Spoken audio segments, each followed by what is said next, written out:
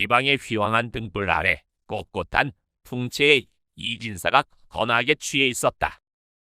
그는 옆에 앉은 기생오량에게 훈계를 늘어놓았다. 여봐라 오량아. 사내란 모름지기 평정을 유지해야 하는 법.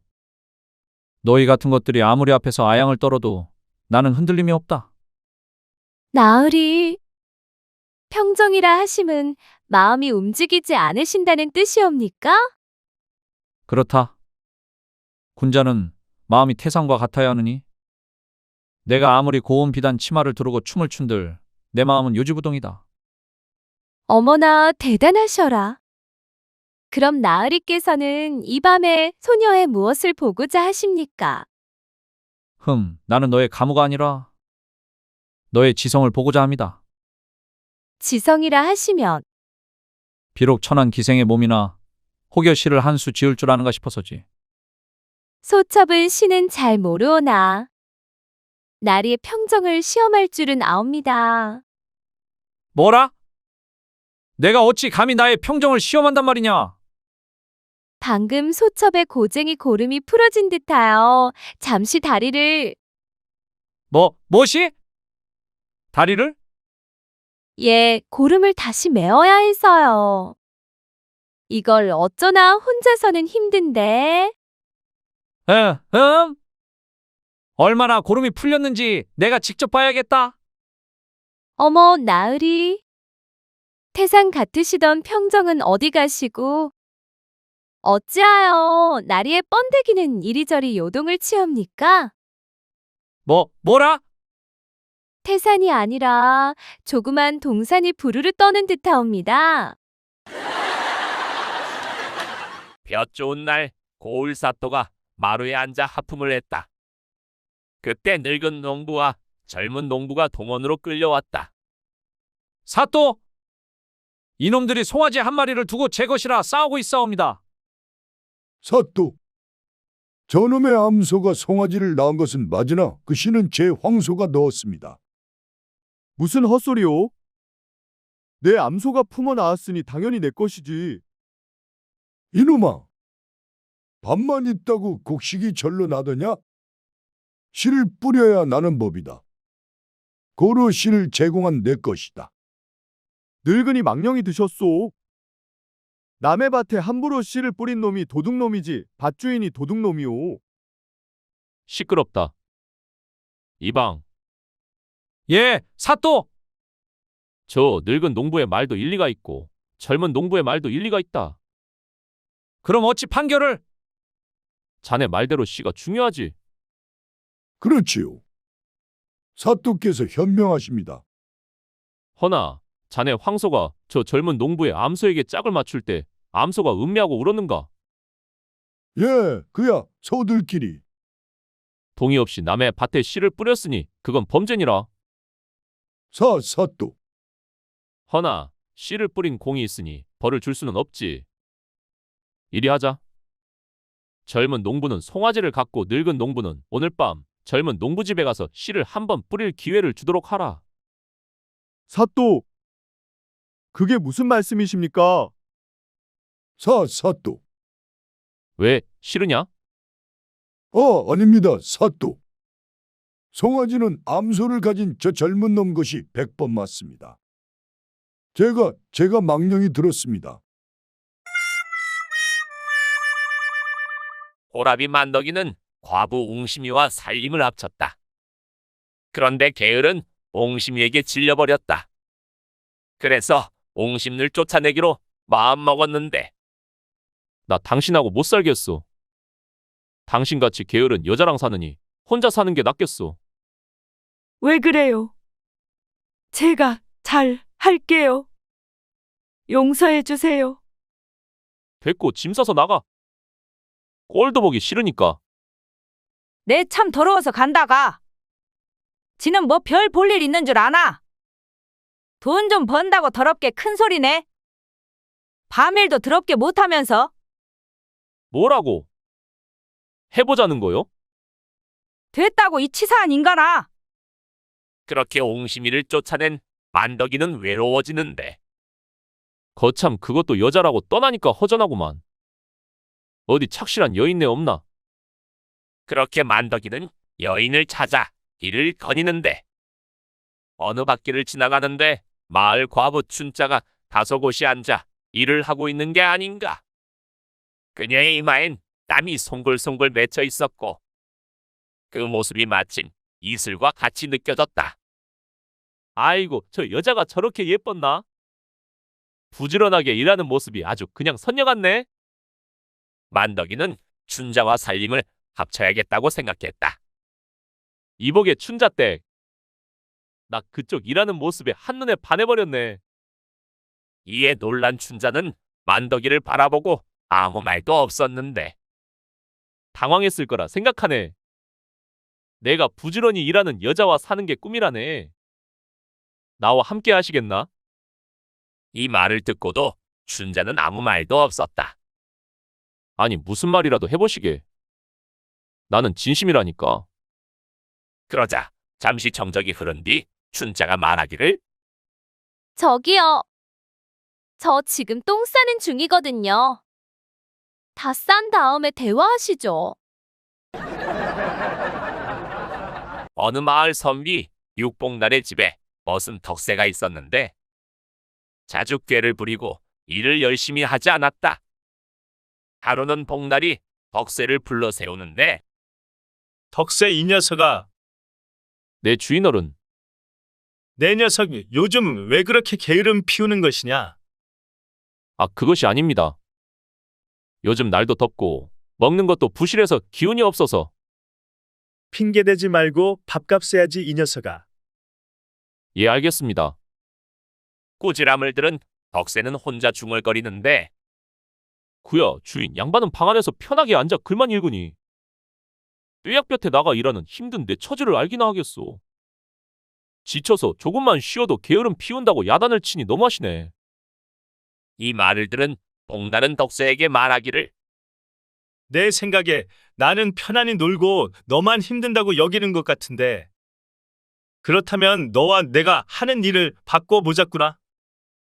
내 오늘부터 너처럼 옷을 입고 들에 나가 일을 하겠다. 대신 너는 내가 입는 옷을 입고 망건과 갓을 쓰고 행전에 버선까지 착용하고 책상에 꿇어 앉아 맹자를 배우기 바란다. 하이고, 그 정도야 껌이지요. 분명 그 말 후회하지 마십시오. 덕새는 선비 복장을 한 채 책상에 꿇어 앉으니 얼마 지나지 않아 두통이 나고 다리가 아프며 구역질까지 나며 견딜 수가 없었다. 주인어른, 셋내가 하던 일은 오히려 쉽고 방 안에서 글 공부를 하는 게 훨씬 더 어렵습니다. 앞으로는 깝죽대지 않고 게으름 안 피우고 열심히 하겠습니다. 그래, 이제 알겠느냐? 양반의 일이 보기에는 쉬운 것 같지만 실제로는 매우 어려운 것이란다. 예, 어르신. 잘 깨우쳤습니다요. 그 후로 덕새는 게으름을 피우지 않았다. 그러던 어느 날 소를 몰고 나가 밭을 가는데 소가 말을 잘 듣지 않자 덕새는 소에게 소리치는데 이 소놈아, 내 말을 잘 안 들으면 망건과 갓을 씌워 책상에 앉혀놓고 맹자를 읽게 하겠다, 이놈아. 어느 마을에 사는 덕만이는 딸을 하나 두었는데 하나뿐인 딸을 애지중지 키워 시집 보냈다. 그의 딸은 수십 리 멀리 떨어진 마을이었는데 임자, 우리 딸 덕자가 너무 보고 싶구만. 잘 지내겠지요? 뭐가 그리 걱정되시오? 이거 안 되겠소. 우리 딸 보러 다녀와야겠소. 하이고 거 참.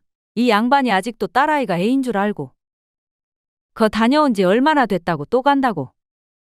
하여간 못 말려. 덕만이는 딸이 보고 싶을 때마다 땀을 뻘뻘 흘리며 수십 리 떨어진 먼 마을까지 찾아갔다. 그런데 딸은 덕만이 오면 인사만 할 뿐 술 한 잔, 밥 한 그릇 대접하지 않고 돌려보내는 것이었다.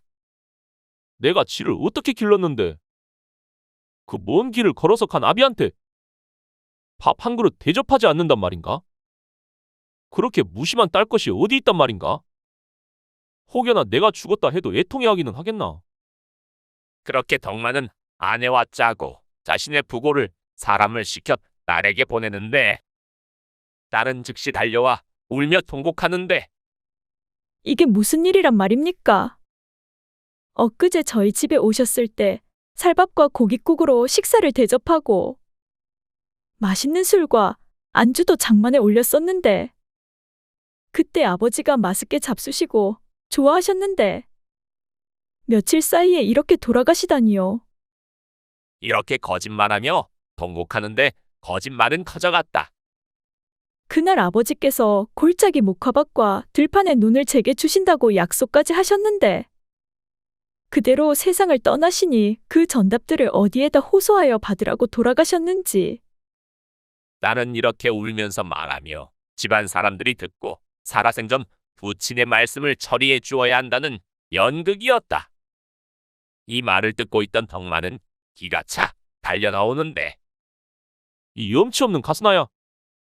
내가 죽었다고 하여 와서는 그런 어처구니 없는 거짓말을 한단 말이냐. 내 엊그제 언제 내 집에 갔으며 지난날에 내 집에 갔을 때 내게 밥 한 그릇 대접하긴 했느냐? 내 언제 내게 밥과 논을 준다고 했다고 꾸며대느냐? 이런 고향 것. 딸을 꾸짖자 통곡하던 딸은 눈물을 거두고 말하기를 아버지, 아버지의 돌아가심도 어디 정말 돌아가신 것이며 제 울음도 어찌 정말 울음이겠습니까? 거짓 초상에 거짓 곡을 한 거니 너무 화내지 마시지요. 이에 덕만은 어이가 없어 멋쩍은 웃음을 지었다. 뛰는 나비 위에 나는 딸이 여기 있었다. 마을 어귀 용하다는 맹인 심쟁이 신봉사 앞에 부인네 둘이 앉아 있었다. 한 명은 갓 시집온 오부인이요, 다른 한 명은 늙은 박부인이었다. 부인네들 어디가 불편하시오? 아이고, 내가 온몸이 쑤시고 몸이 뻐근하오. 저는 말이요. 병을 숨기는 것은 병을 키우는 법. 부인께서는 어디가 불편하신가? 가슴이 답답합니다. 체한 것 같이 말이요. 내 한 번 만져, 아니 짚어보아야겠소? 기혈이 막힌 것이니? 아니 어찌 대낮에. 뭘 그리 빼는가, 젊은 것이. 신봉사, 내 가슴도 답답하네. 나부터 짚어보게. 신봉사는 한 손으로 짚어보는데 어떤가? 참외를 너무 늦게 따셨구려. 뭐? 이런 싸가지. 껍질은 쭈글쭈글한데 속은 이미 다 골아버렸소. 물이 하나도 없네. 이 봉사놈이 눈만 먼 게 아니라 겁대가리도 상실했네. 피똥 싸고 귀저귀 찰래. 잠깐, 부인. 그대를 진맥하겠소? 예. 젊은 부인을 짚어보는데 부인. 예, 말씀하시지요. 부인은 병이 아니오. 꿀이 가득 차다 못해 넘쳐흐르는 복숭아요. 헌데 그 복숭아를 가만두면 안 되는데 꿀이 너무 넘쳐서 병이 되기 직전이요. 사내가 복숭아를 따줘야 하는데. 허허. 이보게. 허튼 수작 부리지 말어. 복숭아 맛보기 전에 참외가 먼저일 것이야. 한양에서 벼슬을 하는 이 서방이 오랜만에 고향집을 찾았다. 돌아가신 의형제 최영의 형수박 부인이 수척한 얼굴로 그를 맞았다. 형수님, 그간 강령하셨습니까? 기별도 없이 어인 걸음이십니까? 형수님, 어찌 이리 수척해지셨는지. 끼니도 제대로 못 챙기신 듯합니다. 면목이 없습니다. 제가 듣기로는 이 고글원님이 아주 성정이 포악하여 백성들의 고요를 짠다고 하던데. 혹 그 원님놈이 형수님께도. 아닙니다, 도련님. 원님께서는 저에게는 은혜로운 분이십니다. 은혜라니요. 사실 제가 매일 관아에 드나들고 있습니다. 관하요? 그 말이 사실이었군. 원님께서 제가 불쌍하다시며 매일 양식을 빌려주십니다. 아, 그랬군요. 다행입니다. 예, 그렇지요. 헌데, 형수님, 예, 도련님. 관아의 양국 창고가 저작거리에 있는 것으로 아는데 어찌 형수님께서는 매일 아침 원님의 안채에서 나오시는 겁니까? 그것이 말씀해 보시오, 형수님. 답답하구려. 그게 양곡 창고는 그분 바지 속에. 예? 서방님이 제법 재물을 두고 가셔서 살림은 넉넉합니다. 제가 필요한 건 여인네의 외로움을 달래줄 양식입니다. 아무것도 모르면 좀 나대지 마소. 어느 마을 이대감은 지붕을 수리할 일이 있어 일꾼을 불렀다. 돈이 많다는 이대감의 소문을 듣고 온 종만이는 이대감 댁에 좋은 기와를 싣고 와서 사라고 꼬셨는데 자네가 기와장수로 유명하다더군. 아닙니다. 그냥 뭐 입에 풀칠할 정도만 할 줄 알지요. 그래, 기와값은 얼마인가? 한 장에 4푼이옵니다. 내가 알기론 한 장에 3푼이면 떡을 친다던데. 제가 가져온 기와가 훨씬 좋은 거지요. 비도 새지도 않고 햇볕을 받아도 시원합니다요. 그런 거 다 상술이네. 3푼으로 해주게. 아이고 대감님. 그러면 저는 거저로 일하는 겁니다. 저 굶어 죽습니다. 네, 그렇다면 다른 기와장수를 알아보겠다. 아이고 진짜 알겠습니다. 3푼에 하겠습니다. 그렇게 이대감과 종만이는 한 푼 차이로 티격태격했다. 잠시 후 문객인 상필이 이대감 앞에 서는데 대감, 기와 값 한 푼 차이로 재물의 손해가 크지 않을 것 같습니다.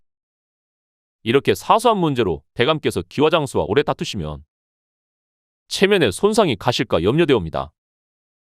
그냥 달라는 대로 주고 사는 게 어떠실지요?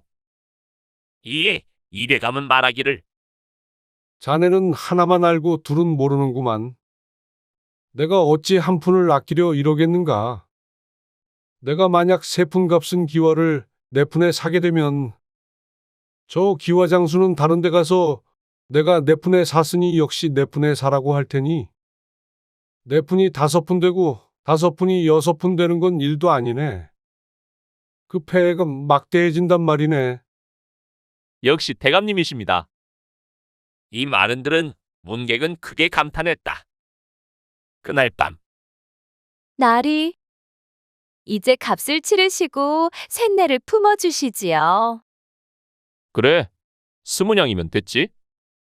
아잉, 째째하게 왜 그러십니까? 30냥은 주셔야지요. 오, 말도 안 되는.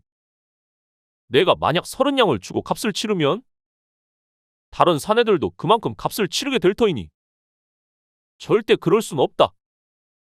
아이 치사해. 복순이는 대감이 첩을 얻어 찬밥 신세가 되었다. 첩이 얄미워 하루하루 벼르고 있었는데 그녀를 쫓아낼 묘책이 떠올랐다. 이봐라. 예, 마님.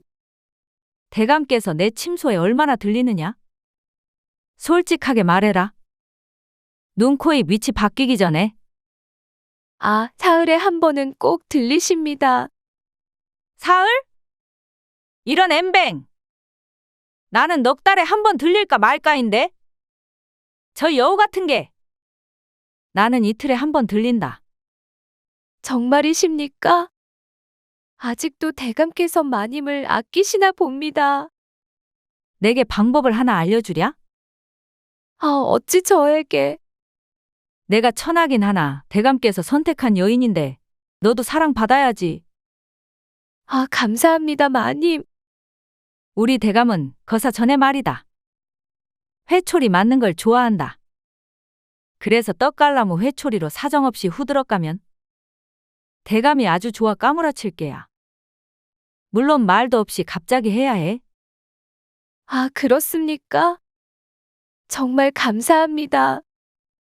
그래 오늘 밤 꼭 해보거라. 네. 넌 이제 끝이다. 이 잡거사. 어디 대간 몸에 회초리를.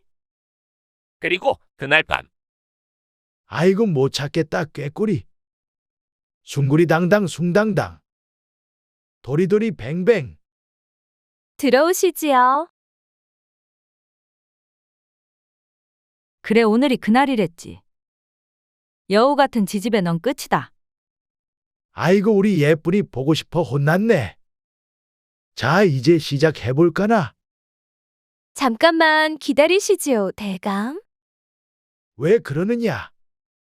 준비한 게 있사옵니다. 자, 시작합니다. 하나, 둘, 셋, 아이고 아파라. 넷, 다섯. 아 너무 좋아.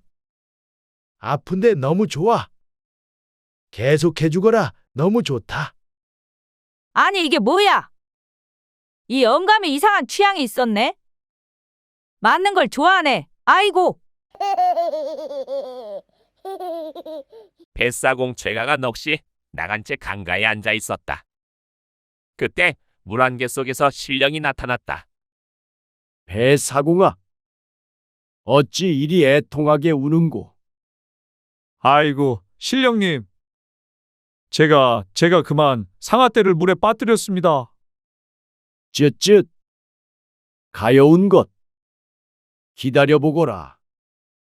신령이 물속으로 사라졌다가 황금 상아떼를 들고 나타났다. 이 황금 상아떼가 내 것이냐? 아닙니다. 신령이 다시 상아떼를 보여줬다. 그럼 이 은 상아떼가 내 것이냐? 그것도 아닙니다. 제 것은 그냥 썩은 나무 막대기입니다. 내 이놈. 실로 정직하구나. 해! 제가 좀 성실하죠? 헌데 이놈아, 예? 왜 그러시는지요? 내가 상아떼를 빠뜨리기 전에 먼저 빠뜨린 건 내 놈 오줌 아니더냐? 그게 강물에 대고 시원하게 오줌을 갈겨놓고 상아떼를 찾아? 지렁내가 진동해서 오징어떼가 온 줄 알았다, 이놈아. 아이고, 신령님. 용서하십시오. 죽을 죄를 지었습니다. 그렇다면 사죄의 의미로 소중이를 잘라 빠뜨리겠습니다. 뭐라고? 그럼 은, 동 소중이 다 주시나요? 조선 최고의 병강세 되는 겁니까? 어느 안악이 의원에게 하소연했다. 남편은 방구석에 누워 미동도 없었다. 의원님. 우리 영감 좀 보소. 어디 보자. 밥은 산더미처럼 처먹고 밤낮으로 잠만 잡니다. 밤에 제 등 한 번 긁어줄 힘도 없단 말입니다. 허허, 이거이 등한병이로군. 등한병? 그렇소. 아랫도리가 차갑고 만사가 귀찮아지는 무서운 병이지. 그럼 어찌합니까? 약도 없습니까? 있지요. 있고 말고. 그게 뭡니까? 말해주시오. 말을 타야오. 말을요? 갑자기 무슨 말? 귀찮아서 방바닥만 긁는 인간이 말은 어떻게 타오? 이게 말이여 막걸리여. 부인 진정하시오. 지금 진정하게 생겼어. 말은 남편이 아니라 바로 부인이 타야오. 제가 말이오? 아녀자인 제가 어떻게? 돼지 등에도 못할 것 같은데. 등한병을 고치는 건 그것뿐이오. 신나게 말을 타며 흔들어 제껴야 하오. 말은 또 어디서 구할 것이며? 그 돈은 또 어떻게 구할 것이오? 돈은 필요 없소. 필요 없다니? 세상에 공짜 말도 다 있어. 거 참 못 알아듣네. 말 위에 타 있다고 상상하란 말이오. 따그닥 따그닥. 부인 서방 면상을 보소. 딱 말대가리 같이 생겼구만. 어느 마을 장난꾸러기 여인 말자가 살고 있었다. 그녀는 심심한 걸 참지 못해 사람들 놀리는 걸 좋아했는데 하루는 마을 언덕에 올라갔는데 아, 심심해. 장난 좀 쳐볼까나. 늑대다. 늑대가 나타났다. 그때 마을 청년 삼식이 무리가 올라오는데 늑대 어딨어? 이놈의 늑대놈이 우리 가축 물어간 게 한두 번이 아니야. 어딨어? 아, 방금 도망갔어요. 뭐라고? 아, 어쩔 수 없지. 너도 위험하니 얼른 내려가거라. 그렇게 사내들이 내려가고 아이고, 재밌어. 이 맛에 사람들을 놀리지. 한 번 더 해볼까? 늑대다. 늑대가 나타났다. 도와주세요. 잠시 후 삼식이 무리가 다시 올라오는데 늑대 이 자식 어딨어? 가만 안 둬. 가죽을 발라버릴까 보다. 방금 또 도망갔어요. 뭐라고? 너 지금 어른들 데리고 노는 거 아니지? 아니에요. 진짜 있었어요. 하, 그래 너도 얼른 내려가. 그렇게 삼식이 무리가 내려가자 나 너무 웃겨. 저 아저씨 너무 순진해. 어디 한 번 더 해볼까? 늑대다. 늑대가 나타났다. 살려주세요. 그런데 아무도 올라오지 않는 게 아닌가. 아, 이제 된 건가? 이제 아무도 안 올라오겠군. 나와 먹새야.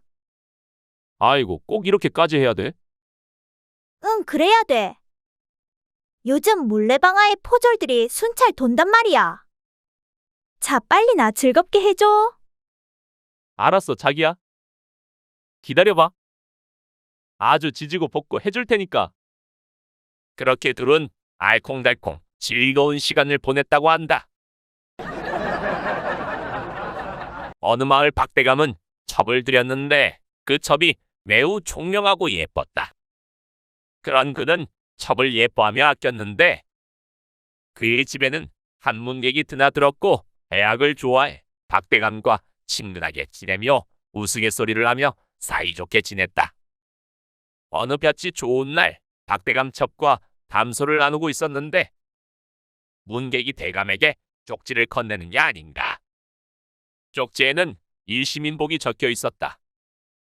이게 무슨 글일꼬? 도무지 알 수가 없군. 뜻을 알 수 없어 생각에 잠겨있던 박대감을 보며 첩이 묻는데 대감께서는 무엇을 가지고 그렇게 깊이 생각하시는지요? 아, 이게 문객이 보낸 글자인데. 도무지 뜻을 알 수 없어 고심 중이네. 그러자 첩은 그를 자세히 보더니 아래기를 보니 별로 어려운 게 아닌 것 같습니다. 정말인가? 1. 자를 아래로 좀 길게 썼으니 곧 긴긴 날이라는 뜻이오며 심자를 좀 자세히 보니 2점을 찍어야 하는데 1점만 찍지 않았습니까? 그러니 점 하나가 없는 심자. 곧 무점심으로 점심밥이 없다는 뜻이옵니다. 그리고 사람인자는 다른 글자보다 작게 썼으니 소인이라는 뜻으로 썼으며 배복자 역시 구자 안에 한일자를 넣지 않고 비웠으니 뱃속이 비었다는 의미입니다. 그래서 전체적으로 긴긴 날 점심밥이 없고 소인의 뱃속이 비었습니다. 라는 말을 한 것 같으니 오찬을 마련해 주어야 할 것으로 생각되옵니다. 이에 박대감은 첩을 기특하다 칭찬하고 문객에게 점식 식사를 마련하면서 첩의 해석을 들려주니 문객 또한 그녀의 재능에 감탄했다고 한다. 어느 마을 오대감이 살고 있었는데 그의 마을엔 뾰족하고 높이 솟은 산이 하나 있었다. 그 산은 가파랐고 오르기 힘들었다. 오대감은 하나뿐인 딸을 건강한 사내에게 시집 보내기 위해 소문을 퍼뜨렸는데 팥 한 섬 위에 내가 앉아 있을 테니 그 팥을 그대로 등에 지고 산 꼭대기까지 오르며 오르는 도중에 힘들어서 소리 한 번 내지 않는 힘센 사내가 있다면 내 사위로 삼겠다. 이에 마을 청년들이 돌아가며 도전했는데 하나같이 산꼭대기 절반에 못 미쳐서 힘들다고 소리를 내뱉었다. 이에 힘이 센 청년 만식이가 도전해 보려 왔는데 그는 산을 미리 올라가며 사전답사를 했고 밭과 오대감을 지고 산으로 올랐다. 그리고 모든 사내들이 암 하며 소리냈던 지점에 오자 숨이 찬 그는 암 소리를 한번 내뱉고 싶었는데 어르신, 여기가 바로 모두들 힘들어. 암! 하며 숨이 차 소리 질렀던 곳입니까? 그렇긴 한데 아이고, 알겠습니다. 암 소리에 숨 한번 골랐다. 사내들 모두 이쯤에서 모두 소리를 내고 실패했지. 아, 그렇군요. 소인이 이렇게 암! 소리를 내지 않고 올라왔으니 다른 사내들보다 나은 편이지요. 아, 그렇긴 한데 뭔가 당한 기분인데 아무튼 대단하구나. 아닙니다. 그렇게 산꼭대기에 오르자 오대감은 사내를 사위로 삼았다. 혼례를 치르고 오대감의 딸과 합방하게 되는데 서방님, 이제 저를 즐겁게 해주시지요. 걱정 말게, 부인. 내 자네와 이렇게 이어질 수 있었던 게 암! 소리 덕분이네. 그렇게 두 사람의 사랑이 무르익는데 암! 사내는 아함 소리를 연발했다. 서방님, 그 아함 소리 낼 때마다 너무 좋습니다. 호접한서 베개 마님은 몸이 허약하여 매일 귀한 보약을 지어 먹었지만 차도가 없었다. 마님은 마침내 한방의 명의로 소문난 허의원을 불렀다. 허의원. 내가 몇 년째 보약을 먹어도 몸이 낫지를 않소. 밤마다 기력이 없어 잠을 이루지 못하니 어찌해야 하오? 마님. 소인의 눈에는 마님께서 그리 허약해 보이지 않습니다. 얼굴빛도 좋으시고 맥박도 안정적이십니다. 혹시 밤마다 잠을 이루지 못하는 다른 연유가 있으신 것은 아니옵니까? 다른 연유라? 의원께 숨길 것은 없지요. 실은 말 못할 고민이 있어. 영감께서 밤에 너무 과해서 내가 도무지 따라갈 수가 없소이다. 아, 그렇다면 그것은 허약이 아니라 과로로 인한 기력 소진이십니다. 마님께서는 양기를 보충하는 약재가 아니라 음기를 보존하는 약재를 드셔야 합니다. 음기를 보존하는 약재라니? 밤에 어르신께서 마님을 찾으실 때마다 이 약을 다려 드리십시오. 약을 드신 남편분께서 마님을 찾지 않게 될 것입니다. 호호, 참으로 신통한 약이로군요. 그 약재가 무엇인지. 그 약재는 바로 참을 인차입니다. 참을 인차라. 그것이 어찌 약이 된단 말입니까? 의원께서 지금 저를 놀리시는 것이오. 아닙니다, 마님. 밤에 어르신께서 마님을 찾아오시면 마님께서는 이 차를 조용히 올리십시오. 그 차와 마님의 눈빛을 보고 스스로 참고 돌아설 것입니다. 에이그, 그런 말도 안 되는 약이 어디 있소. 영감께서 화를 낼 것이 분명하오. 마님. 이 세상 모든 남자는 결국 참고 견디는 것이 미덕입니다. 부인은 의아해하면서도 그날 밤 허 의원이 알려준 대로 해보았다. 남편은 다음 날부터 단 한 번도 마님을 찾지 않았는데 내가 조금만 쉬고 싶다 했지 아예 오지 못하게 하라 했는가? 얼른 기력을 다시 찾는 약을 내놓지 않으면 경을 칠게야. 누굴 서방 살아있는 과부를 만들려고. 동네 안악 셋이 모여 흉을 보는 자리에서 김씨 부인이 이씨 부인에게 조심스럽게 물었다. 이씨 부인은 근래 남편에게 받은 서찰 때문에 근심이 많았다. 어젯밤 서방께서 잠자리에 들기 전 서찰을 한 통 주셨다고. 무슨 내용인지 귀띔을 좀 해주게나. 아유, 묻지도 말게. 그 서찰을 보고 얼마나 기가 막혔는지 모른다네. 서방님이 쓰신 서찰에는 오직 급할 급자 하나만 덩그러니 적혀 있었지 뭔가. 급할 급자라니. 그것이 어찌 서찰의 내용이 된단 말인가? 아마도 서방님께서 무슨 급한 공무를 보러 가신다는 뜻이겠지. 공무는 무슨 공무? 우리 서방님은 방앗간 떡이나 만드는 인간인데 공무라 해봤자 쌀 한 톨 나르는 것 외에 무엇이 있겠나? 그렇다면 그 서찰은 무슨 뜻이었을까? 급히 돈을 가져오라는 뜻인가? 내가 밤새도록 생각하고 또 생각했지. 결국 서방님께 물어볼 수밖에 없었다네. 뭐라 하셨는가? 서방님께서는 웃으시면서 이렇게 말씀하시더군. 임자, 밤이 깊었으니 어찌 급할 급자를 보고도 그 뜻을 모르시오. 그래서 그 뜻이 무엇이란 말인가? 답답해 죽을 지경이네. 서방님께서 말씀하시기를 급자를 찬찬히 뜯어보라고 하시더군. 급할 급자는 마음 심자 위에 이를 급자가 붙은 글자 아니겠나? 마음 심과 이를 급이라. 그래서 무엇이 어쨌단 말인가? 당신을 향한 나의 마음이 이미 그곳에 이르렀다는 뜻이요. 그러니 이 밤을 어찌 급하게 마무리하지 않을 수 있겠소라고 말일세. 허참, 서방께서 참으로 고약하시구려. 그렇게 점잖지 못한 서찰이 어디 있단 말인가? 그래서 내가 다시 물었지. 서방님, 어찌하여 급자 하나로 모든 뜻을 표현하려 하십니까? 그냥 사랑한다라고 적으시면 될 것을. 당연히 그리 물어봤어야지. 그럼 서방께서 뭐라 하시던가? 서방님께서는 이렇게 대답하셨다네. 사랑에는 너무 길어 한 밤을 다 채우는 글자요. 그분 한순간에 달려드는 짧고 강한 글자니 이 밤엔 급이 더 어울리지 않겠소.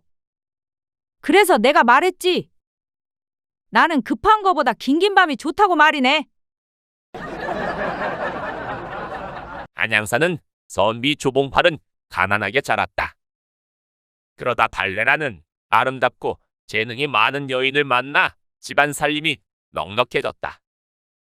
세월이 흘러 혼인한 지 여러 해 되자 달래는 친정 부모님을 보고 싶어 했고 팔봉은 아내와 함께 친정으로 향했다.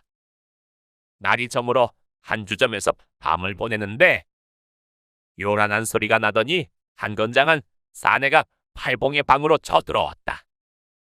아니 이게 무슨 일이오? 누군데 갑자기 이렇게 들이닥친단 말이오? 나는 산속의 은거에 사는 사람으로 산적대의 두목입니다. 내 관찰사도 부럽지 않은 부귀를 누리고 있지만 아직 아내를 얻지 못했습니다. 그러다 선비님 부인이 매우 아름답고 현명하다는 이야기를 들어서 내내 기다리고 있었소. 선비님은 한양에 가서 다시 장가드는 일은 어렵지 아니할 테니 부인은 내가 데려가려고 온 것이요. 5,000냥을 드리겠으니 부인을 내주는 게 어떻겠소? 세상에 이런 억지로 남의 여자를 뺏는 게 어디 있단 말이오. 게다가 돈을 받고 아내를 팔다니. 어찌 그런 짓을 한단 말이오. 선비님은 생각이 많이 모자라십니다. 내 비록 무례한 행동이지만 이렇게 결심하고 왔는데 선비님 말로 물러갈 줄 아는지요? 선비님이 허락하지 않는다 해도 내 수많은 무리를 거느리고 왔으니 억지로 빼다사 갈 수도 있습니다. 그렇게 되면 5,000냥도 잃고 낭패도 당해 목숨도 위태로울 수 있다는 말입니다. 도적의 무례함에 선비는 말문이 막혀 막막한데 이때 벽 너머 옆방에 있던 부인이 사람을 시켜 선비를 불렀다. 서방님, 이 일은 큰 병고입니다. 어찌 말로 설득하여 해결될 일이옵니까? 저들은 힘으로 당할 수 없는 도적대들입니다. 내 당신 집안에 들어와 춥고 배고픔을 견뎌야 했고 또 아직 자식도 없으니 저 사람에게 저를 허락하여 부귀를 누리고 싶습니다. 그리고 서방님은 저 사람들이 주는 돈 5,000냥으로 다시 장가들어 부자로 살 수가 있습니다. 이렇게 되면 서로 잘 되는 일이오니 이 몸을 두고 공연한 희생은 하지 않는 편이 나을 듯 싶습니다. 뭐라고? 당신이 도적에게 가서 행복하게 살겠다고. 내 이 자리에서 죽어도 당신과 생이별 할 수가 없소. 발봉은 아내와 손을 잡고 흐느끼며 통곡했다. 잠시 후 아내는 그를 뿌리치며 냉정하게 꾸짖었다. 뭐라고요? 사내대장부가 왜 이렇게 못났어요? 나 역시 즐거운 건 아니지만 일이 이렇게 되었으니 보내준다고 허락하세요. 이에 방으로 돌아온 봉발은 도적의 제안을 허락했다. 내 잠시 대화를 엿들어 보니 부인은 정말 현명하군요. 감정적으로 행동하다 큰 재앙을 자초하지 않는 것이 좋지요. 부인의 현명한 판단이 잘한 처사입니다. 이에 봉발은 아무 말도 하지 못했다. 이어 부인의 목소리가 들렸는데 이보거라. 지금 바로 저 두목을 따라 나설 것이니 서둘러 가마를 준비하고 기다리고 있거라. 이 소리를 듣던 도적은 좋아하며 봉발에게 5,000냥을 주고 떠났다. 그렇게 슬퍼하고 있는 봉발의 앞에 부인이 나타나는데 아니 이게 어찌된 일이오? 정말 당신이 맞소. 예, 서방님. 제 말을 들어보시지요. 저 무도한 두목이 부하들을 데리고 와서 억지로 빼앗으려고 하면 서방님과 제가 어찌 당해내겠습니까? 그래도 5,000냥을 준다는 건 도적으로서 서방님을 대접하여 선심을 쓴 것이랍니다. 그 상황에서 허락하지 않았으면 강제로 빼앗겼고 서방님 몸도 성치 못했을 것입니다. 일부러 그가 알아듣도록 큰 소리로 안심시킨 것이지요.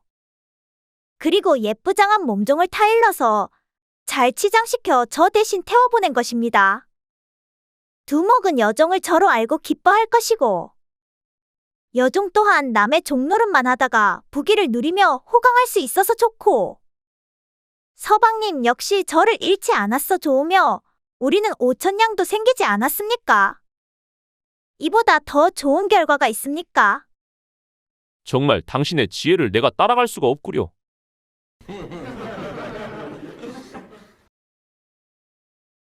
어느 마을 오지랖 넓은 노총각 만덕이 있었다. 그는 노처녀 막순이를 찾아가는데 막순아, 아무리 혼인을 안 한다 해도 그렇지. 이렇게 홀로 늙어가는 것이 내 인생에 무슨 재미가 있겠느냐. 이웃집 순심이는 시집을 3번이나 갔는데 너는 무엇이 그리 고고하냐. 고고하긴. 내 품에 안길 만한 사내가 없어서 그러지. 만덕 아재는 내 성미를 모르고 또 빈말만 늘어놓는구먼. 빈말이라니. 내가 내 혼인을 주선해주마. 너에게 딱 맞는 사내를 찾았지. 키가 장대 같고 기운이 황소만 한 총각일세. 다만 배움이 짧아 말솜씨가 좀 부족하다는 단점이 있지. 말솜씨야 내 귀로 들으면 되니 상관없소. 하지만 키가 크고 기운이 좋다는 것이 정말로 내 살림에 이로운지는 잘 모르겠소.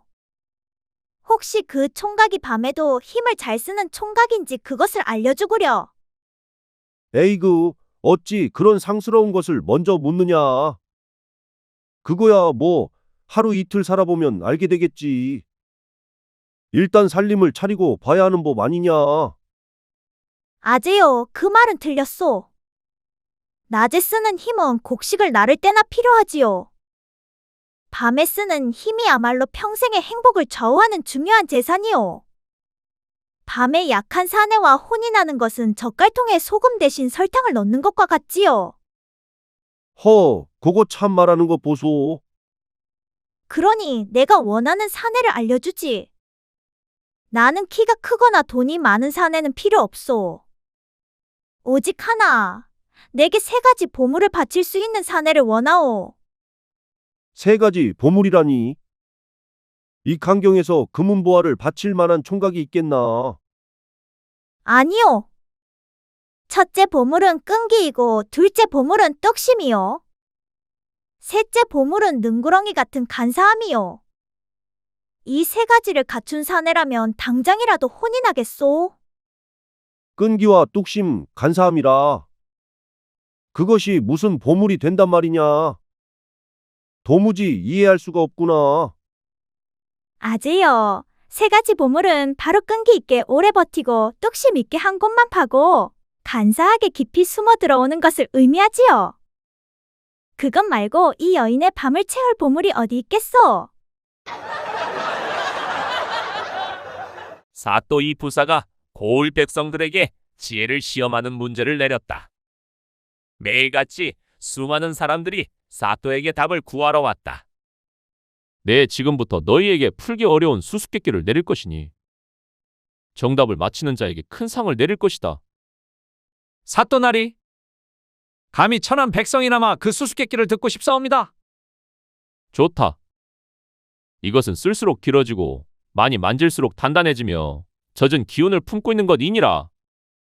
이것이 무엇인고? 쓸수록 길어지고 만질수록 단단해지며 젖은 기운을 품었다니 참으로 기이한 물건이옵니다. 이 문제는 하늘의 이치와 땅의 도리를 모두 아는 자만이 풀 수 있는 법이다. 많은 사람들이 이것이 무엇인지 짐작하지만 정작 정답을 말하는 자는 아무도 없구나. 나리, 백성들이 짐작하는 것이 무엇인지 소인도 대충 알 것 같습니다. 사내들이 밤에 사용하는 바로 그 물건 말이옵니까? 쯧쯧, 너도 정녕 그 더러운 생각밖에 하지 못하느냐? 세상의 이치가 어찌 그리 천박할 수 있겠느냐? 허면 그 천박한 게 정답이 아니옵니까? 쓸수록 길어지고 단단해진다고 자랑하던데. 그건 정답이 될 수 없다. 내가 내는 수수께끼는 세상의 모든 것을 포용하는 답이니라. 내가 말하는 그것은 사사로운 욕망일 뿐이다. 좋습니다, 나리. 그러면 소인이 정답을 아뢰겠습니다. 그것은 바로 가래떡이옵니다. 무엇이? 가래떡이라니. 가래떡이 어찌 쓸수록 길어지고 단단해지며 젖은 기운을 품고 있단 말이냐? 오늘 떡이 되도록 터져볼래?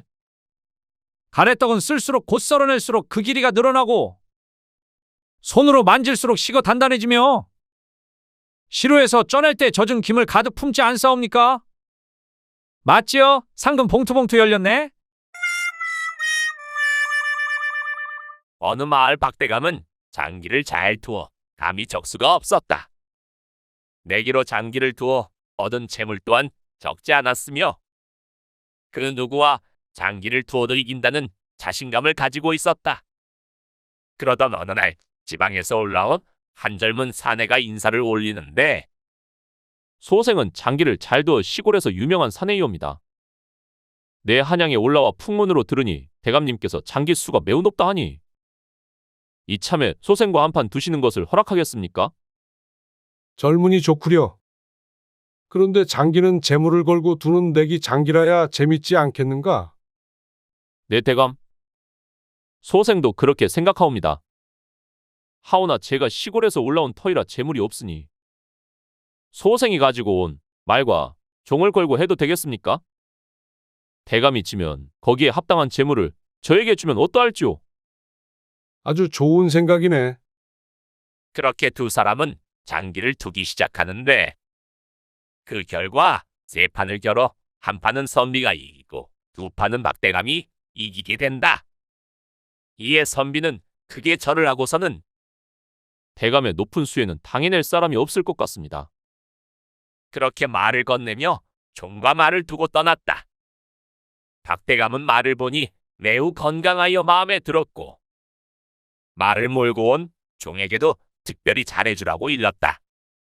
그렇게 열흘이 흐르고 선비가 다시 나타나 인사를 올리는데 소생이 이번 과거에 낙방하며 내려가면서 대감께 작별 인사라도 드릴까 하고 찾아왔습니다. 이참에 다시 한번 소생과 장기를 두시지 않으시겠습니까?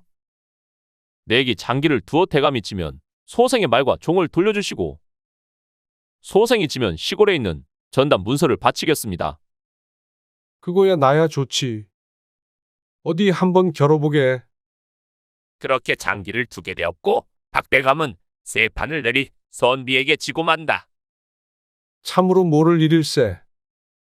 그 짧은 동안 어디서 술을 배워 이렇게 늘었는가?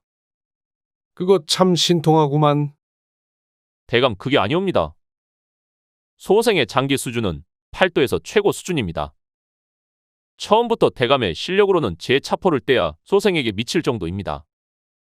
시골의 가난한 선비로서 한양에 와보니 종과 말을 맡길 데가 없어서 일부러 져드리고 저들을 맡아주도록 속인 겁니다. 이제 장기에 지셨으니 종과 말을 돌려주시지요. 아, 그렇구나. 그 말은 즉슨 사기 다말을, 아니 사기 장기를 치셨구나.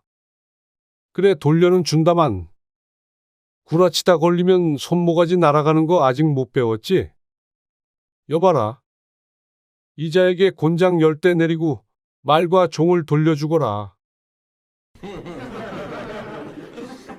어느 마을 한 부자가 있었는데 그 둘은 재물에 인색하여 짠돌이로 소문이 자자했다. 너 아까 밥 한 숟갈에 굴비 한 번 쳐다보랬더니 왜 굴비 2번이나 쳐다봤어? 요즘 굴비가 말라간다 싶더니 이 자식이.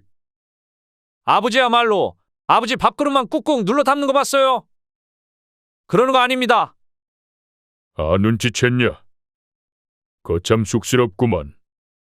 하루는 부자가 함께 이웃 고을을 가다가 마침 소나기를 만났는데 냇물이 크게 불었다. 돌아오는 길에 냇물을 건너려니 물이 불어 쉽지 않았는데 아이고, 이거 조금 더 늦으면 아예 건널 수가 없겠는데. 그러면 하룻밤 묵으려면 돈이 들 테고. 내가 먼저 건너보마. 조심하셔요, 아버지. 그렇게 부친이 먼저 냇물 속으로 들어가는데 물살이 너무 세서 그만 떠내려가는 게 아닌가? 이에 놀란 아들은 마침 근처에 있는 월천군에게 말을 거는데 부친께서 내를 건너다가 그만 물살에 휩쓸려 위급합니다. 속히 구해주시면 후하게 값을 쳐드리겠습니다. 지금 냇물이 불어 물살이 매우 센지라. 물속에 들어가는 것은 내 생명 또한 매우 위태로운 일이오. 그러니 세냥을 준다면 노력해 보겠소. 뭐라고요? 세냥이나요?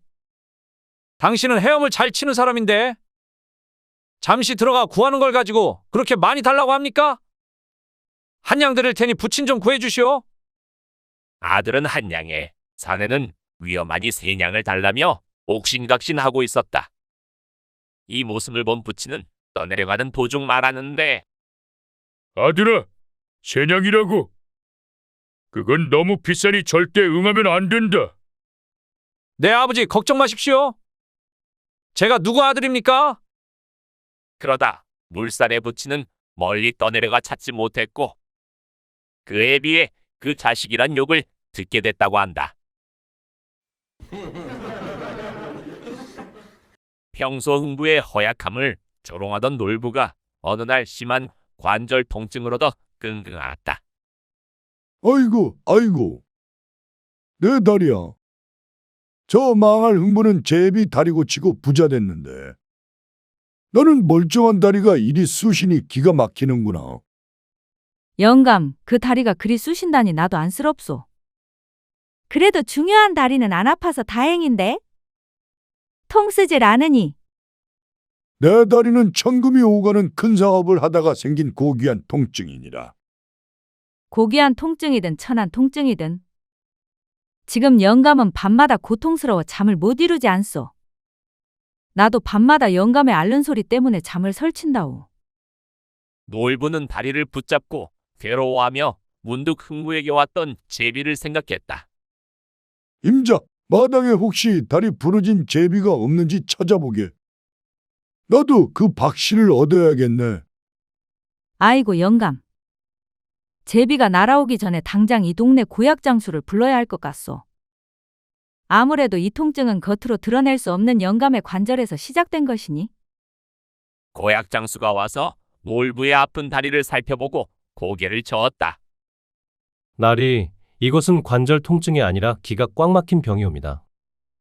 특히 나리께서 그간 재물을 너무 꽉 움켜쥐고 쓰지 않으셔서 그 기운이 다리로 내려가서 뭉친 것이옵니다.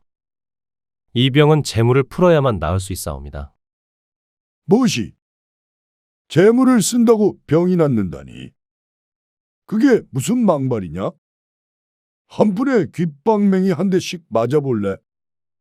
나리, 돈을 움켜쥐어 재물이 통하지 못하면 날이 몸의 중요한 곳에 통로 또한 막히게 되는 법이옵니다. 다른 방도가 하나 더 있습니다. 부인마님께서 통로를 풀어주는 풀어주기 요법만이 효험이 있사옵니다. 너 솔직히 말해. 내 마누라한테 돈 먹었지? 마누라가 요즘 외롭다고 병만 긁던데 둘이 짠내 짰어. 보수 영팔이 사냥을 다녀와 거나하게 취해 아내 분이에게 큰 소리를 쳤다. 그는 열흘 전 잡은 호랑이 무용담을 자랑하기 바빴다. 임자, 내가 그 맹수의 마지막 숨통을 쥐었을 때 그 기분이란 포수로서 이보다 더한 영광이 어디 있겠느냐. 그놈의 꼬리를 베어낼 때 온몸에 전율이 흘렀지. 아이고, 대단하시오. 호랑이 꼬리 하나를 가지고 열흘을 우려드시니 참으로 지독한 분이십니다. 꼬리 하나라니? 어찌 맹수의 가장 중요한 부분을 하찮게 여기시오? 그 꼬리가 놈의 기운이 담긴 곳이니 짐승의 기운을 얻었으니 내게는 더 큰 힘이 생겼지. 호랑이 꼬리가 그리 대단하다 한들. 정작 서방님께서는 서방님 기운을 제대로 쓰지 못하시니 소용이 없지 않습니까? 뭐시? 밤에 내가 힘이 없다니. 내가 어찌 그런 말을 하는가? 나는 밤에도 내 모든 힘을 다하고 있지 않는가? 밤에 힘이 있다 한들. 정작 가장 중요한 나의 꼬리는 제대로 다루지 못하시지요. 임자 꼬리라니? 나는 임자 꼬리가 붙어 있는 것을 보지 못했네. 제 꼬리라 함은 제가 서방님을 애타게 기다리며 뒤척이는 뒤태를 말함이옵니다. 호랑이 꼬리만 만지작거리시니 정작 기집애 맹수인 저에게는 눈길도 주지 않으십니다. 아니, 뭐 잘못 먹었소? 뭔 방귀뀌다 똥 지리는 소리요. 호랑이 꼬리는 한 번 베면 끝이지만 이 안의 꼬리는 서방님 재주에 따라 매일 밤 다시 살아나는 법입니다. 허면 호랑이 꼬리처럼 힘으로 억지로 잡으려 하지 마시고 오직 정성과 기술로 살살 다루셔야 합니다. 밤마다 이 안에 꼬리를 잡고 놀아주신다면 진정 꼬리 9개 달린 구미호가 될 것입니다. 만식이는 이웃 마을의 일이 있어 들리게 되었다. 그 마을에는 한 부잣집이 있었는데 그곳에는 돈 많은 과부가 살고 있었는데 그 여인은 곱기도 매우 고왔다. 김대감님 심부름 왔습니다. 그래 고생하셨어. 술상을 내어오라 하겠으니 잠시 쉬고 계시오. 네, 감사합니다. 그런데 만식이의 눈앞에 한 어린아이가 눈에 띄었는데 그 아이는 등이 굽어 있었다. 부인, 그런데 저 아이는? 아, 제 하나뿐인 아들이요. 등이 굽기 시작한 지 며칠 되지 않았는데 온갖 약을 써도 낫지 않았소. 이에 만식이는 슬그머니 장난이 치고 싶어 말을 꺼냈다. 네, 선친께서는 의술에 능하였고 못 고치는 병이 없었습니다. 내가 어깨너머로 배운 의술도 만만찮은데 의술은 병을 고치는 날짜가 중요한지라 며칠 머물면서 자세한 처방을 해드리지요. 정말이요? 고맙소. 만약 병을 고쳐준다면 무엇이든 원하는 대로 드리겠소. 그렇게 그날부터 며칠간 진수성찬 대접을 받게 되는데 아이의 병을 보아하니 이미 고질병이 되었습니다. 따라서 신령스러운 비방이 아니고서는 고칠 수가 없습니다. 그게 어떤 것이요? 황토에 잣나무 씨를 싸서 먹이고 하루가 지난 다음 깨끗한 냉수에 예리한 도끼날을 씻어서 그 물을 한 그릇 마시게 하면 병이 곧 나을 겁니다.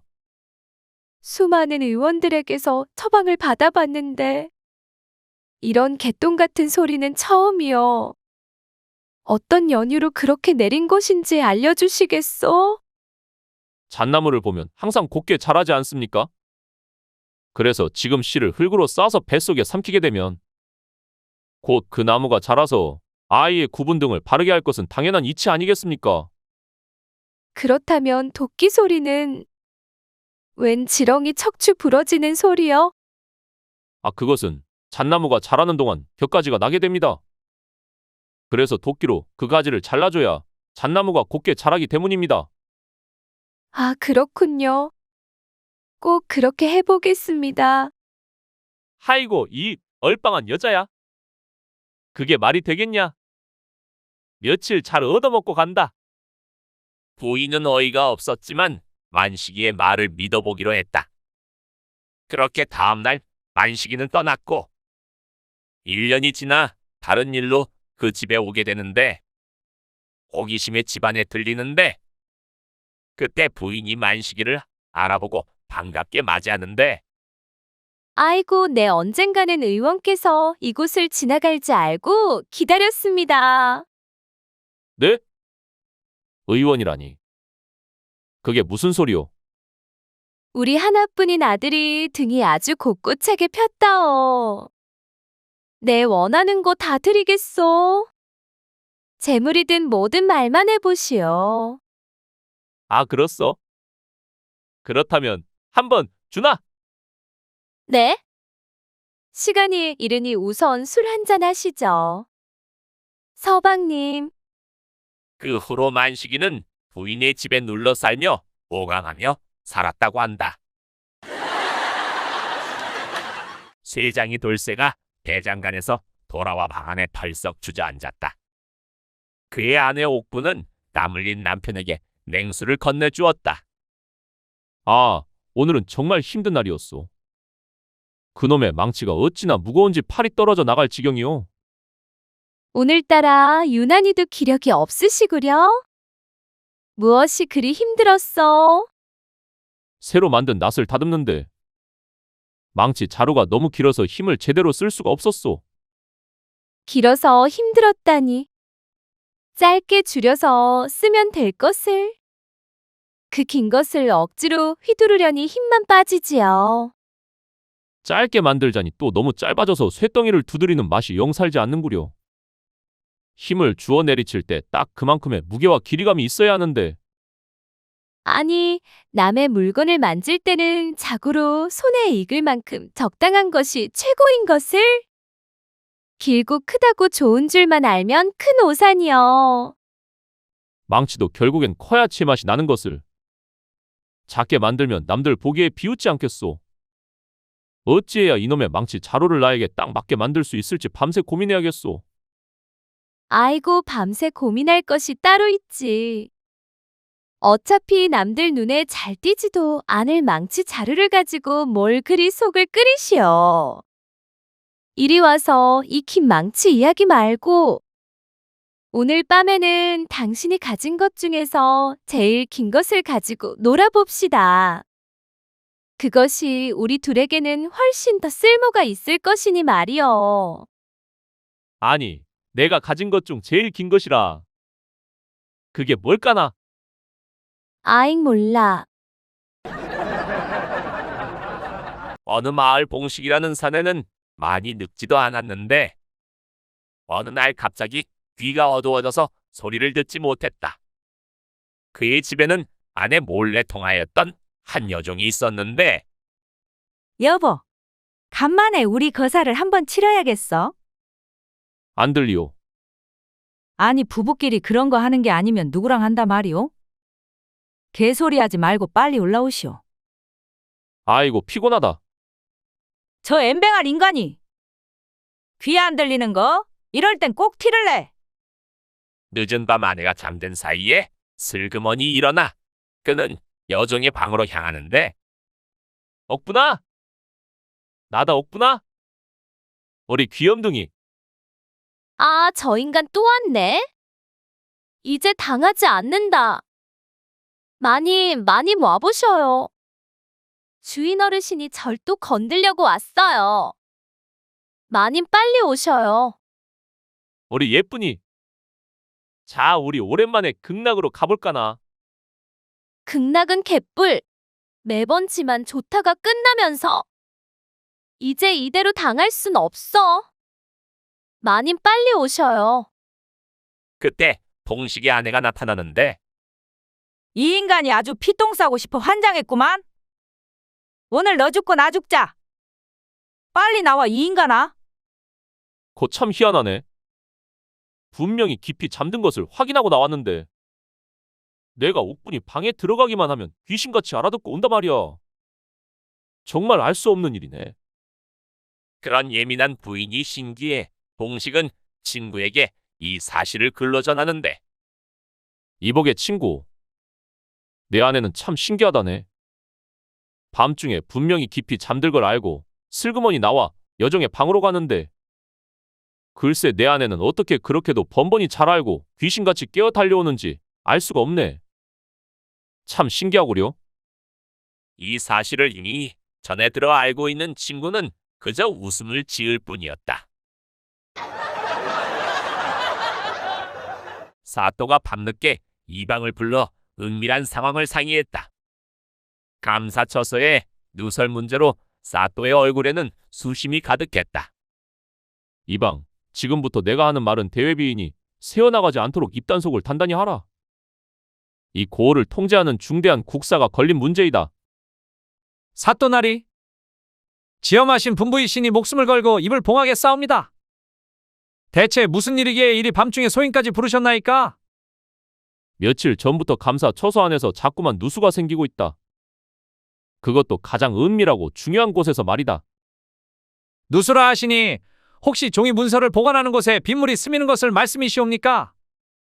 소인이 당장 지붕을 살펴보고 물샐 틈 없이 보수하겠습니다. 이 사람아, 이것은 인체에서 발생하는 누수이니라. 이틀 전에 온 경상도 관찰사 나리가 문제이다. 관찰사 나리의 인체에서 누수가 발생했다 하시면 소인 어찌할 도리가? 혹 병환이라도 드신 것이옵니까? 병환이 아니라 이방 내가 알기로 그 관찰사 나리의 방사 실력이 어떠하더냐. 그분이 밤마다 부인 몰래 젊은 첩을 불러들이는 통에 그만. 혹시 그 누수라는 것이 밤마다 첩이 너무 좋으니 그만하라며 흘리는 눈물과 다른 물을 말씀하시는 것이옵니까? 눈물이라니. 그 누수는 밤마다 관찰사 나리가 힘을 주체 못하고 이불에 오줌을 흘리는 문제이다. 관찰사 나리는 70이 넘은 노인이시다. 그분을 모시는 처소에서 밤마다 역한 냄새가 진동을 하니 이 고을 체면이 말이 아니지 않느냐. 아, 오줌? 소인이 밤새도록 숯을 깔아 냄새를 잡고 그분께 몰래 삼계탕이라도 고아드리도록 하겠습니다. 이것이 바로 소인의 물샐 틈 없는 대외비 보수가 아니겠나이까? 난 또 다른 거 생각했네. 어느 절에 중이 있었는데 권모술수에 능하며 사기도 치는 이였다. 거처하는 절은 마을에서 멀지 않아 수시로 마을을 다니며 사람들과도 친했는데 마을에 각각 김가, 이가 세 사람과 친했는데 이들은 모두 관직에 있었으며 그 부인들과도 잘 알고 있었다. 하루는 세 부인에게 특별한 두부를 준비해 올리겠다고 초대하는데 세 부인을 맞아 법당에 안내하면서 이르기를 무릇 절에서 먹는 음식은 반드시 먼저 부처님께 공양을 드린 다음에 먹게 되어 있습니다. 그러니 세 부인께서는 먼저 부처님께 예를 올리소서. 이 말에 따라 세 부인은 합장하여 절을 올리니 우리 절 두부를 먹으려면 부처님 앞에 배례를 올려야 할 뿐만 아니라 평생 숨기고 있던 일을 부처님께 낱낱이 고해하옵니다. 부처님은 사람들의 비밀을 다 아시기에 만약 숨기는 일이 있으면 큰 벌을 받게 됩니다.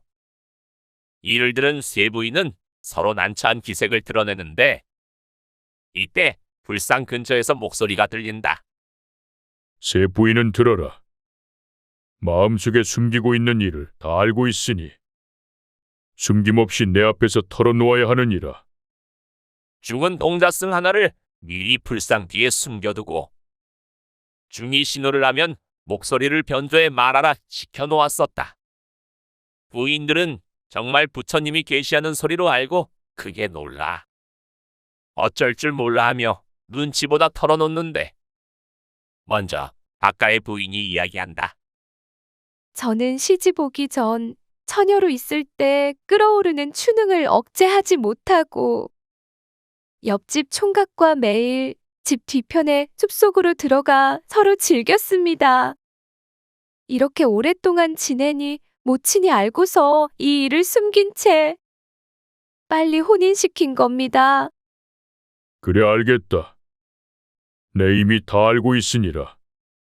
다음으로 김가의 부인이 말하는데 저는 처녀 때 같은 마을에 사는 한 사내가 아무것도 모르는 저를 유혹하며 여자가 나이 들어 시집을 가려면 반드시 연습을 해가지고 가야 잘 견딜 수 있다고 꾀었습니다. 그때 저는 모든 여인들이 다 그렇게 연습해가지고 시집 가는 줄 알았습니다. 그래서 그 사내를 따라 방으로 들어가 그만. 저도 모르게 나중에는 자연스럽게 드나들었습니다. 그러다 아이를 낳게 됐고 저희 모친이 애가 없던 부부에게 아이를 보내고 비밀로 하고 저를 혼인시켰습니다. 그래, 내 그 사실도 다 알고 있는 바로다. 마지막으로 이가의 부인이 말하기를 저는 처녀 때 남자를 접해 본 적이 없어 두 여인과는 근본적으로 다릅니다. 그런데 시집 온 후에 남편의 친구가 집에 드나들며 스스럼 없이 지내가 보니 어느 날 저를 유혹해 정을 통했습니다. 지금 아들의 아비가 바로 그래, 그 일도 이미 다 알고 있도다. 부인들의 이야기가 끝나자 중에 말하기를 부인들 어떻습니까? 부처님은 모든 것을 알고 계십니다. 네, 이제 새 부인의 일을 각 남편들에게 모두 이야기하지 않을 수가 없군요. 그리 아시지요? 이에 세 부인은 중에게 빌고 비는데 그렇다면 부인부터 잠시 저를 따라 방으로 오시지요. 그 후로 중은 세 부인에게 쌀이며 떡이며 반찬이며 얻어먹으며 배불리 지냈다고 한다. 어느 마을 뺑덕이라는 여인이 살고 있었는데 성품이 매우 괴팍하며 남의 일에 회방 놓기는 좋아했다. 특히 이 사람은 혼사에 있어 자기와 아까운 사람이든 가깝지 않은 사람이든 가리지 않고 자신이 중매를 하는 경우에는 온갖 가머니서를 동원하여 성사를 시켰다. 과부 하나 있는데 살림을 잘해? 자네랑 딱 어울려. 그렇소? 근데 애는 몇이요? 애는 좀 많아. 5이야. 5? 아이고 안 되겠소. 갑자기 입이 6이 늘면 어떻게 먹고 산단 말이오? 자네가 더 열심히 일하면 되지. 사내가 뭐 그거 가지고 쫄고 그래. 자식 잘 키우면 다 돌아오게 돼 있어. 자네가 자식이 없어서 자식 키우는 재미를 몰라서 그래. 까불지 말고 오늘 밤 목욕 재개하고 기다리라고 했으니까 집으로 찾아가 봐. 시불! 저게 한볼탱이 터질라고 욕은. 그녀는 자기가 개입되지 않는 혼사가 진행되고 있다는 소리가 들리면 무슨 일이 있어도 달려가 온갖 험담을 늘어놓으면서 성사되지 못하도록 회망을 놓는 게 특기였다. 그래서 마을 사람들은 그녀가 온다면 모두 머리를 절레절레 흔들었다. 하루는 건넌 마을에 혼사가 논외되고 있다는 소문이 들리자 뭐라고? 내가 허락을 안 했는데 혼사가 논에 죽나고? 어림없지. 봉석이 이 자식이 무슨 놈이 있덜라. 아, 맞다. 소중이가 번데기랬지. 가만히 기다리고 있어. 그녀는 신부집으로 달려가는데 마침 냇물이 얼었다가 날씨가 풀려 얼음이 조금 녹고 있었다. 혼사를 저지하려고 달려가는 그녀는 얼음 탓에 징검다리가 잘 보이지 않았는데 어떡하지? 이러고 있을 때가 아닌데. 그래 조심히 건너면 되지. 하며 얼음 위를 살살 밟고 지나가는데 반쯤 건넜을 때 그만 얼음이 깨지고 그 밑으로 빠지게 되었다. 그런데 얼음 속으로 잠기면서도 그녀는 말하기를 아이고 분하다. 내가 죽으면 그 혼사가 반드시 성사되고 말 텐데. 이걸 어쩌나? 내 죽어도 그 혼사를 못 막아 원통하도다. 그녀는 물에 빠져서도 온통 머릿속엔 혼인을 못 막은 게 화가 났고 그런 그녀를 마을 사람들은 손가락질했다.